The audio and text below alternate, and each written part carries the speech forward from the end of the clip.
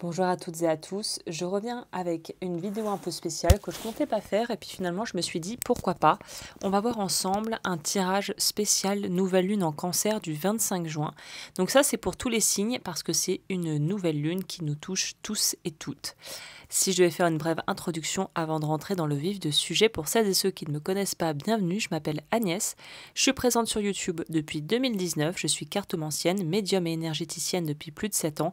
Je partage ici des horoscopes et des guidances intuitives pour t'accompagner au quotidien. Je propose aussi des formations en ligne, notamment de cartomancie et d'énergétique, et en parallèle, je suis bijoutière professionnelle et je crée mes petits bijoux dans le sud de la France. Donc n'hésite pas à aller voir si tout ça t'intéresse, ça sera dans la barre d'informations. Aujourd'hui, on est parti sur un tirage spécial Nouvelle Lune en Cancer du 25 juin 2025. C'est une lunaison qui est très particulière parce qu'elle vient réactiver notre besoin de douceur, de sécurité, de lien émotionnel et de recentrage. Donc on va les regarder ensemble et découvrir ce que les cartes ont à nous dire et ce que cette lune vient toucher en nous, comment on peut l'accompagner, du coup le changement ou les émotions ou ce que ça va faire ressortir. Donc je te conseille de t'installer confortablement, de prendre une grande inspiration et c'est parti, on va décrypter ensemble ce tirage. Donc les énergies de la nouvelle lune, qu'est-ce qu'on a? Le début de tirage, il montre un besoin de faire une pause au niveau du mental. Peut-être que tu réfléchis beaucoup, que ces derniers temps tu moulines pas mal, que tu es resté un peu dans le contrôle, une forme de peut-être de stratégie, ou tout simplement de retenue émotionnelle. On veut tellement pas que les choses sortent, c'est un peu comme la cocotte minute qui est sur le point d'exploser, mais on garde tout à l'intérieur parce que ça paraît plus rassurant de faire comme ça. Donc ça peut nous parler avec le roi d'épée, on a peut-être une posture intellectuelle très forte, presque froide, on prend de la distance avec nos émotions, avec ce qu'on pense, on essaie d'être très analytique, très cartésien, très 1 plus 1 égale 2, et ça a peut-être servi à te protéger, mais en fait, ce qui a pu t'aider maintenant ne t'aide peut-être plus déjà. Cette façon d'agir pour se protéger, cette carapace ou peut-être cette façon de mentaliser pour ne pas voilà, se sentir submergé par ses émotions, bah, c'est plus trop au goût du jour. En tout cas, cette nouvelle lune, elle vient marquer un tournant par rapport à ça et nous dire que être purement dans la tête, dans l'analytique et essayer de décortiquer ses émotions d'un point de vue logique et intellectuel, ça a ses limites et je pense que là, ça a atteint ses limites et il est temps de relâcher la pression en fait. Le 4 d'épée et le 5 de coupe, ils vont indiquer un moment de récupération nécessaire suite à une espèce de fatigue émotionnelle, vraiment peut-être de fatigue générale, hein. C'est un tout généralement quand on a quand ça prend presque plus d'énergie de vouloir se cacher parfois, se voiler la face ou ne pas entendre certaines choses qu'on n'a pas envie d'entendre, de soi ou que ce soit quelqu'un d'autre qui nous le dise, qu'on prend une énergie folle à essayer de camoufler les choses. Et là, en fait, on voit que si c'est une posture et quelque chose que tu as tendance à faire en général dans la vie ou que tu as peut-être fait ces derniers temps, il y a une notion de fatigue, mais en fait, on sait un peu d'où elle vient, cette fatigue émotionnelle, parce que à force de vouloir mettre de côté quelque chose, ou au contraire peut-être d'être obnubilé par un problème, bah ça devient comme partie de nous, on est imbibé de ça, et on se draine tout seul à force de penser à ces choses-là, soit en boucle, ou à ne pas vouloir y penser, parce que si je te dis ne pense pas à un éléphant rose, à quoi est-ce que tu penses? 9 fois sur 10, tu as pensé à un éléphant rose. Donc le truc de vouloir mettre les choses sous le tapis, généralement ça marche pas du tout. Le 4 de coupe, donc du coup le 4 d'épée et le 5 de coupe, ça nous dit aussi peut-être qu'il y a un deuil, une forme de désillusion ou une blessure qui demande à être entendue, à être accueillie. En fait, à juste être accueillie, à être vue pour ce qu'elle est.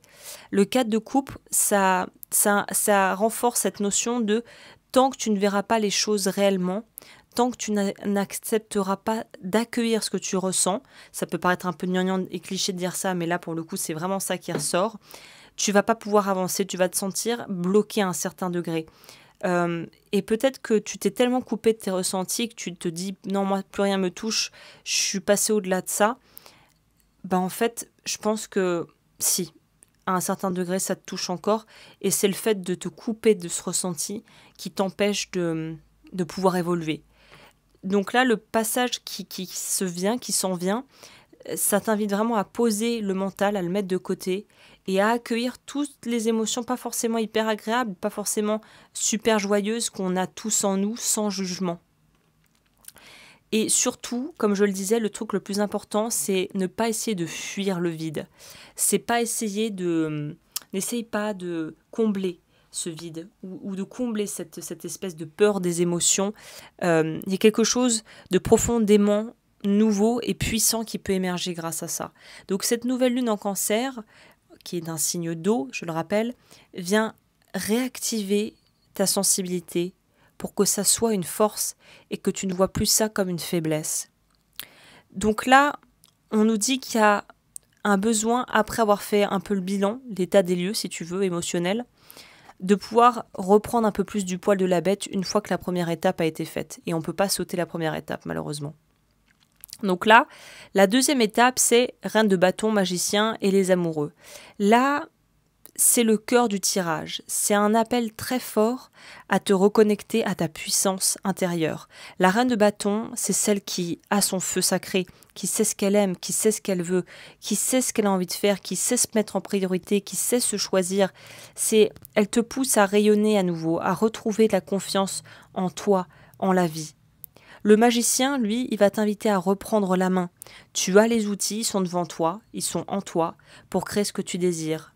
Mais il faut sortir d'une espèce d'attente passive de ça va tomber, ça va venir tout seul, ou plus simplement je vais trouver la motivation plus tard, parce qu'en fait peut-être que tu la trouveras jamais la motivation et qu'à un moment donné il va juste falloir le faire en fait et plus réfléchir.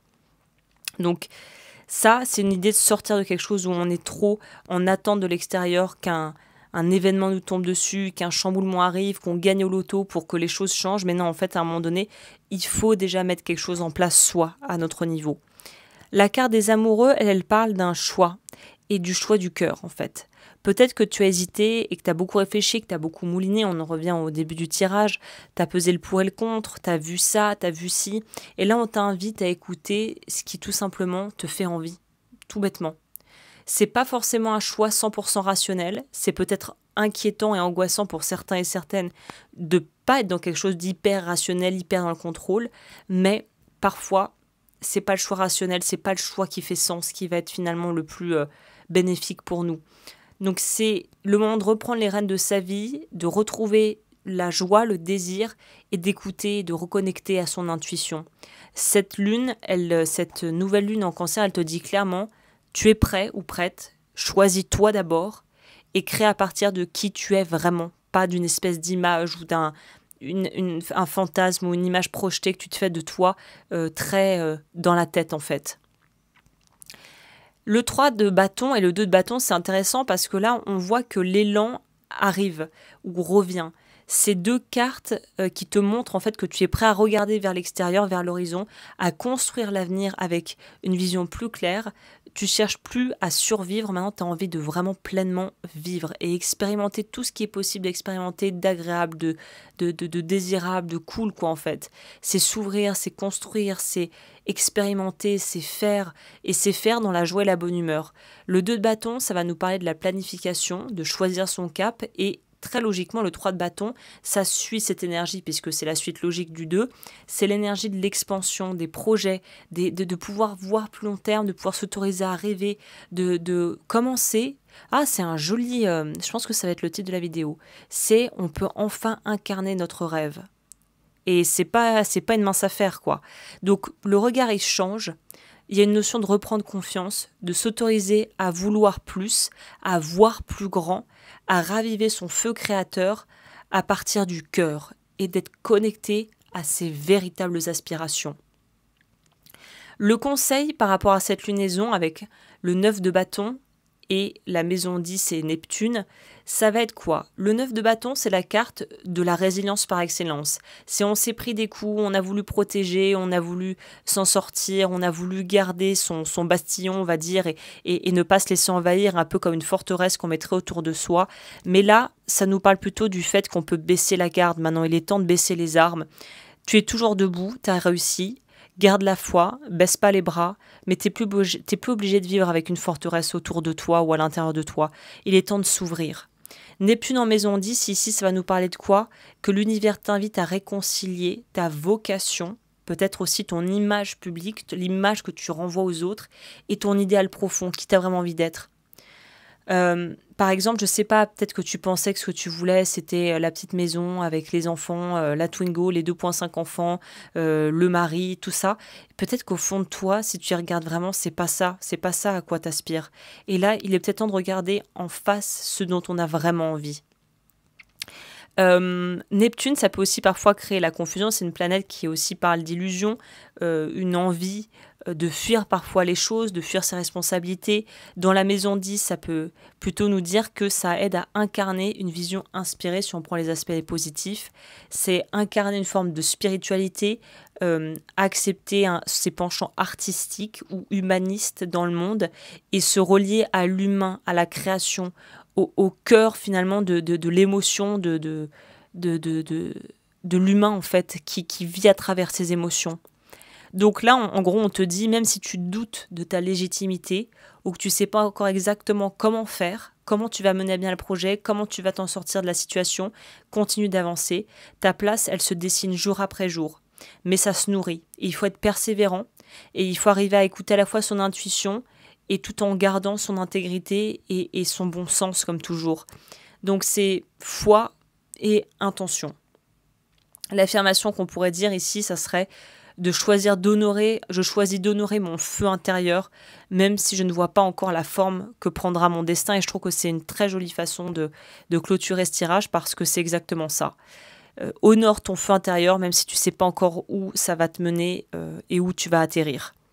Voilà, bah écoute, j'espère que ce tirage spécial t'a apporté la clarté pour cette nouvelle lune en Cancer.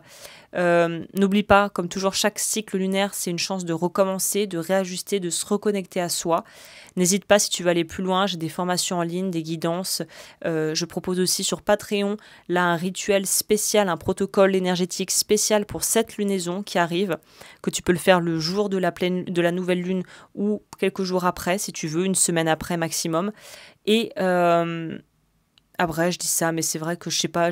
Moi, j'essaie de toujours me calquer sur les signes lunaires, je veux dire sur les phases lunaires, mais peut-être que si tu le fais plus tard, on n'est pas à 3 jours près. Mais en règle générale, on dit que 3 jours avant une lunaison et 3 jours après, c'est là où c'est le plus puissant. Donc, si tu veux avoir ce rituel, il sera en barre d'informations. Et pour celles et ceux qui sont déjà abonnés sur Patreon, vous pourrez y accéder évidemment quand vous voulez. Si tu as aimé cette vidéo, n'hésite pas à aimer, à partager, à t'abonner, à me dire en commentaire comment tu vas vivre et qu'est-ce que tu ressens à l'idée de cette nouvelle lune qui approche. Et moi, je te dis merci d'avoir été là et je te dis à très vite pour de nouvelles vidéos qui, je l'espère, t'apporteront des éclaircissements. D'ici là, prends bien soin de toi.